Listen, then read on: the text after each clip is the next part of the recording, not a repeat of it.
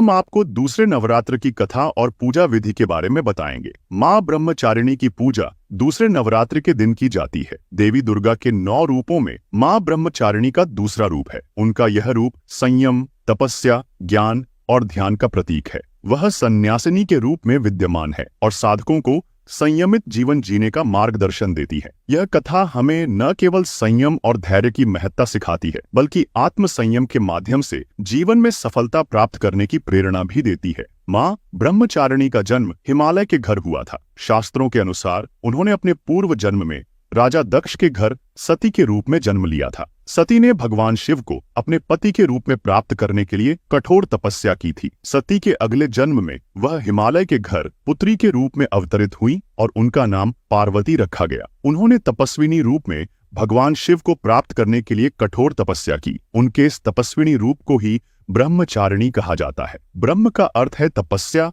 और चारिणी का अर्थ है आचरण करने वाली, अर्थात जो तपस्या का आचरण करती है। माँ ब्रह्मचारिणी की छवि अत्यंत शांत और सौम्य है। उनके हाथों में अक्षमाला और कमंडल धारण है, जो उनके ज्ञान और संयम का प्रतीक है। उनके इस रूप की उपासना साधक के जीवन में संयम, तप और धैर्य का संचार करती है। वह व्यक्ति को कठिन से कठिन परिस्थितियों में धैर्यवान बने रहने की प्रेरणा देती है। माँ ब्रह्मचारिणी ने हजारों वर्षों तक कठिन तपस्या की। उन्होंने अपने जीवन में अत्यंत कठिन व्रत और साधनाओं का पालन किया। प्रारंभिक वर्षों में उन्होंने केवल फल फूल ग्रहण किए, फिर कठोर तपस्या में लीन होकर उन्होंने केवल बिल्व पत्र का सेवन किया और अंततः वह कई वर्षों तक निराहार रहकर तप करती रहीं। उनकी यह तपस्या इतनी कठिन थी कि देवताओं और आरषि मुनियों ने भी उनकी प्रशंसा की। माँ ब्रह्मचारिणी की कठिन तपस्या और धैर्य ने संपूर्ण ब्रह्मांड को हिला दिया। उनकी तपस्या से प्रभावित होकर देवता और आरषि मुनि उनके समक्ष उपस्थित हुए और उनकी प्रशंसा की। उन्होंने माँ से कहा कि आपकी तपस्या अद्वितीय है और भगवान शिव इस तपस्या से अवश्य प्रसन्न होंगे। भगवान शिव ने उनकी तपस्या और समर्पण को देखा और प्रसन्न होकर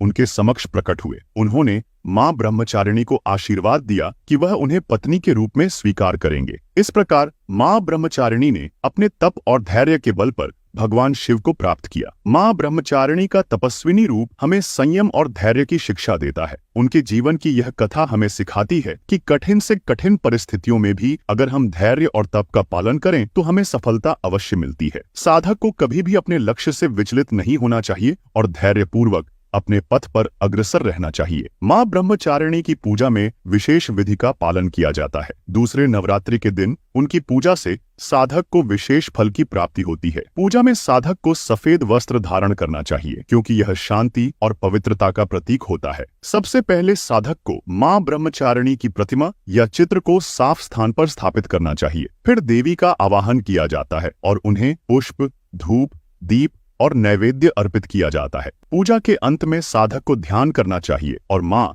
ब्रह्मचारिणी की आरती उतारनी चाहिए। इस प्रक्रिया से साधक को देवी की कृपा प्राप्त होती है। माँ ब्रह्मचारिणी की पूजा में विशेष रूप से फल और फूल का भोग लगाया जाता है। साधक उन्हें शुद्ध और सात्विक भोजन का भोग अर्पित करते हैं। इस दिन का प्रसाद साधारण और शुद्ध होना चाहिए, जिसमें बिना तामसिक पदार्थों का सेवन किया जाता है। सफेद मिठाई, खीर या हलवा का प्रसाद विशेष रूप से चढ़ाया जाता है, जो शांति और पवित्रता का प्रतीक माना जाता है। आपको यह वीडियो कैसी लगी कमेंट